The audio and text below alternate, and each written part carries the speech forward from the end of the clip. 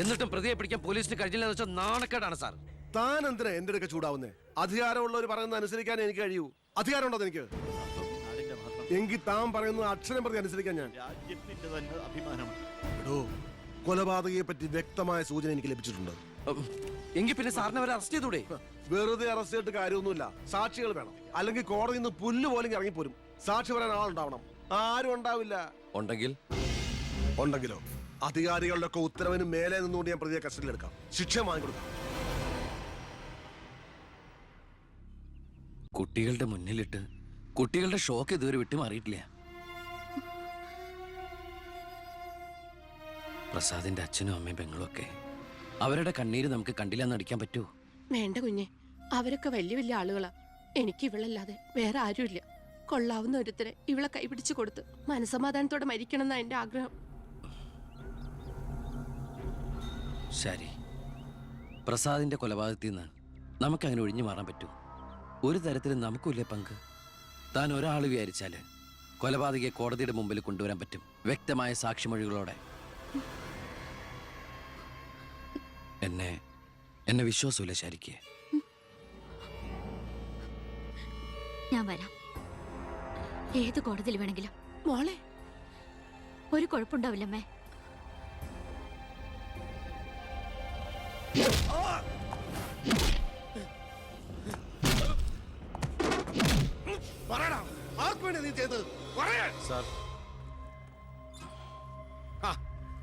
ഇവനാണ് മുഖ്യപ്രതി, വെട്ടൂർ ശിവൻ. ഇതൊരു രാഷ്ട്രീയ കൊലപാതകമായി വളച്ചൊടിച്ചതിന് പിന്നിൽ ആരാണെന്ന് ഇവന് അറിയാം. പക്ഷെ നീ കാരണം എന്റെ പെങ്ങള് പോലീസ് സ്റ്റേഷനായി പോയി. സാർ ഇവിടെ നിൽക്കണോ? അല്ലെങ്കിൽ ഞാൻ നിന്നെ കൊണ്ട് പറയിപ്പിച്ചെന്നെ കേട്ടോ. ഞാൻ നിൽക്കുന്നത് താൻ കാര്യാക്കണ്ട. കൊടുക്കടോ. തന്റെ പെങ്ങളെ കെട്ടായിരുന്നവനല്ലേ ഇവൻ കൊന്നത്. അപ്പൊ പിന്നെ ഞാൻ ഇടിക്കുന്നതിനേക്കാളും പവർ തന്റെ കഴിക്കാം. നോക്കി നിൽക്കാതെ കൊടുക്കണോ.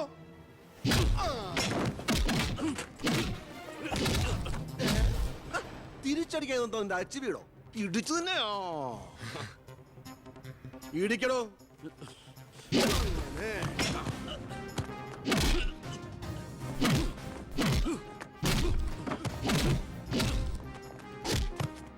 എന്താണോ നോക്കി നിൽക്കുന്നേ? ആ ട്യൂബ് മാറ്റിയിടാൻ പറഞ്ഞത് എത്ര ദിവസമായി? പോയി മാറ്റിട്ടോ.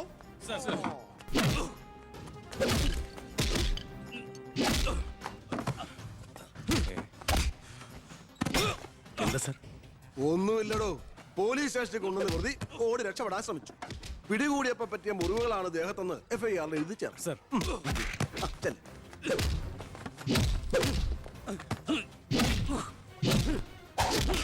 പറയടാ, ആര് പറഞ്ഞിട്ടാണ് നീ ചെയ്തത്? പറയാൻ ആരാടാ നിന്റെയൊക്കെ പിന്നിൽ? ഒരു ചാൻസ് കിട്ടിയെന്ന് വെച്ച് ഓവറാക്കരുത്. അവൻ ചത്തുപോവും. പിന്നെ ലോകം മർദ്ദനം, CAക്ക് സസ്പെൻഷൻ. വെറുതെ എന്തിനാ എന്റെ കഞ്ഞിയില്? തൽക്കാലം ഇവനൊന്ന് റെസ്റ്റ് എടുക്കട്ടെ. എനിക്ക് അവന്റെ മേലെ കുറച്ച് പണിയുണ്ട്. എന്നിട്ട് ഞാൻ അവനെ കൂടെ സത്യം പറയിപ്പിച്ചോളാം. താൻ ചെല്ലേ.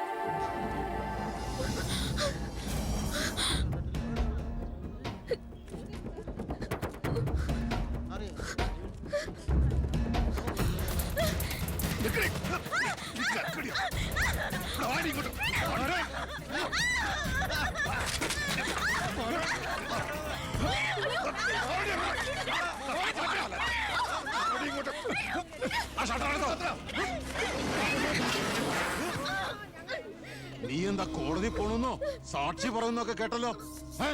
ശരിയാണോടി? നീ കണ്ടതല്ലേ കൺമുമ്പിൽ വെച്ചൊരു പാവത്തിനെ കൊത്തി നുറുക്കിയത്? നിനക്ക് ജീവിക്കണമെന്ന് ആഗ്രഹമില്ലേ? നിന്നെ പോലെ ഉള്ളവരാടി ഞങ്ങളെയൊക്കെ വീണ്ടും വീണ്ടും വഴിതെറ്റിക്കുന്ന. പേടിച്ചു പോയോ? ഞാൻ അങ്ങനെയാ, പെട്ടെന്ന് വയലന്റ് ആയി പോകും. മോള് കോടതി പോണം. ഒന്നും കണ്ടിട്ടില്ല, ആരാണെന്ന് അറിയില്ല. അങ്ങനെ സാക്ഷി പറഞ്ഞാ മതി. ആ?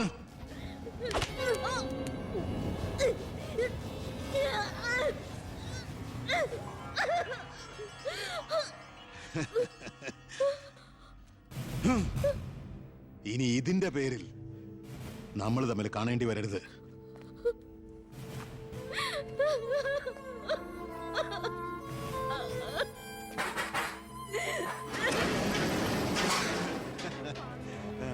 പടാ.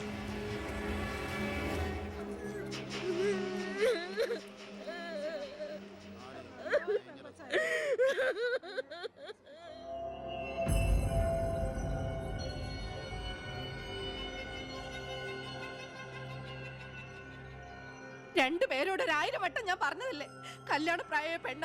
ഇനി ആരിവളെ എല്ലാം തൊലച്ചില്ലേ? അതിനിപ്പോ ഒന്നും സംഭവിച്ചില്ലല്ലോ. ആര് വിശ്വസിക്കും? ഇത്രയും പേരുടെ മുന്നിൽ വെച്ച് മറുപടി പറഞ്ഞു പറഞ്ഞു ഞാൻ മടുത്തു. എങ്ങനെ ആശ്വസിപ്പിക്കണ്ടെന്ന് എനിക്കറിയില്ല. ഈ സമയത്ത് പറയുന്നത് ശരിയാണോന്നും അറിയില്ല. ഒരു സഹതാപത്തിന്റെ പുറത്ത് ചോദിക്കുന്നതല്ല. എനിക്കിഷ്ടമാണ് അവളെ. ഞാൻ നോക്കിക്കോളാം, പൊന്നുപോലെ. രാഷ്ട്രീയ കുടുംബമല്ലേ, അവസരത്തിനൊത്ത് പലതും പറയും. നാളെ അത് മാറ്റിയും പറയും.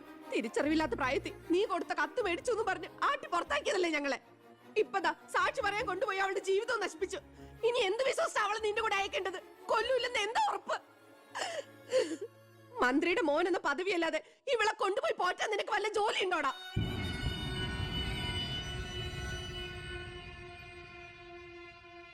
ഇനി മേലാൽ ഇമാതിരി വർത്താനം പറഞ്ഞ് ഈ വീടിന്റെ പരിസരത്തെങ്ങാനും വന്ന ദേവകിയുടെ ശരിക്കുള്ള സ്വഭാവം നീ അറിയും. അമ്മേ, നീ ഒന്നും ഉണ്ടായിരടി. ഇറങ്ങി പോകുന്നുണ്ടോ?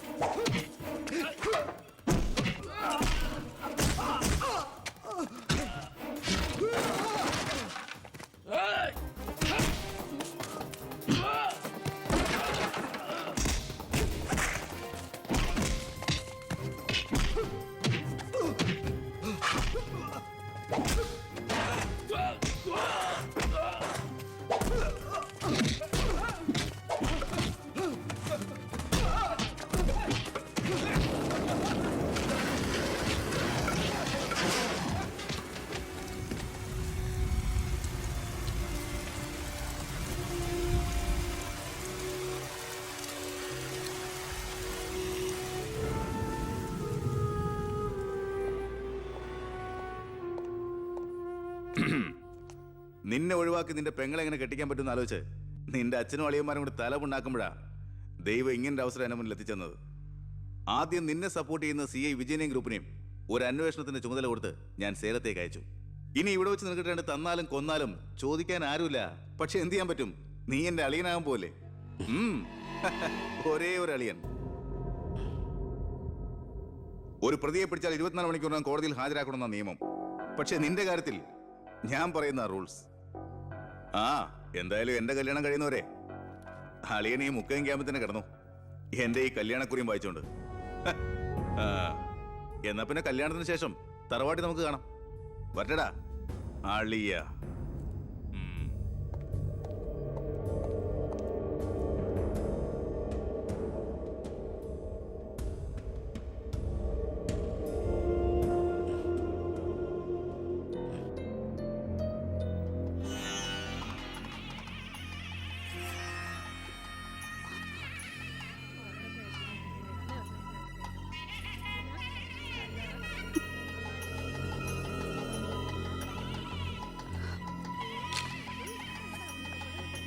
ഇതുവരെ റെഡി ആയില്ലേ? വരനും കൂട്ടിൽ ഇപ്പൊ ഇങ്ങ് എത്തും. പവിത്ര, ഉണ്ണിയെ കുറിച്ച് വല്ല വിവരവും കിട്ടിയോ? ഫോണിൽ കിട്ടിയപ്പോ ഞാൻ വിവരം പറഞ്ഞതാ. അവനിതോ തിരക്കിലാണ്, വരാൻ പറ്റില്ലെന്ന് പറഞ്ഞു. അത് ശരി. സ്വന്തം പെങ്ങളുടെ കല്യാണത്തിനെന്ന് അവന്റെ ഒരു തിരക്ക്. അവനിങ്ങ് വരട്ടെ. പബ്ലിക് വല്ല അടിച്ചു കയറുന്നുണ്ട്. ഓഡിറ്റോറിയം ഇപ്പൊ തന്നെ ഫുള്ളാ. അതൊക്കെ ഞാൻ നോക്കിക്കോളാം. വേറെ കുഴപ്പമൊന്നുമില്ലല്ലോ. മകളെ എല്ലാം റെഡിയാ? കുഴപ്പമൊന്നുമില്ല അല്ലേ? അച്ഛൻ ടെൻഷൻ അടിക്കാതെ. 2-3 VIP സീറ്റുകൾ ഒഴിച്ചിടണം. കേന്ദ്രമന്ത്രി വിശാൽ ശർമ്മ എയർപോർട്ടിൽ എത്തിക്കാനായിട്ടു. ഓക്കെ.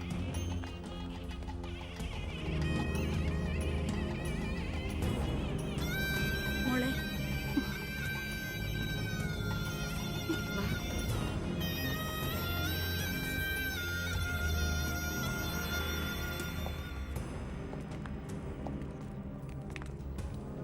ഏഴ് ദിവസം മുഖ്യം ക്യാമ്പിൽ കടത്തിയിട്ട് ജഡ്ജ്മെന്റ് പറഞ്ഞു കേട്ടില്ലേ, ഇന്നലെ ഉച്ചയ്ക്ക് കസ്റ്റഡിയിലെടുത്താണെന്ന്. എന്തായാലും FIR ശിക്ഷ ഇളവ് കിട്ടാനുള്ള ചാർജേ ഉള്ളൂ. നിന്നെ ഒഴിവാക്കി നിന്റെ പെങ്ങളുടെ കല്യാണം നടത്താനുള്ള തന്ത്രമായിരുന്നു അതിന് പിന്നിൽ. അത് വെറും കല്യാണമായിരുന്നില്ല. കേന്ദ്രം ഭരിക്കുന്നവരടക്കം കേരളത്തിലെ സകല മന്ത്രിമാരുണ്ടായിരുന്നു. ആരുണ്ടായാലും എന്താ, ഒരേ ഒരു മകനെ ജയിലിൽ അടച്ചിട്ടല്ലേ.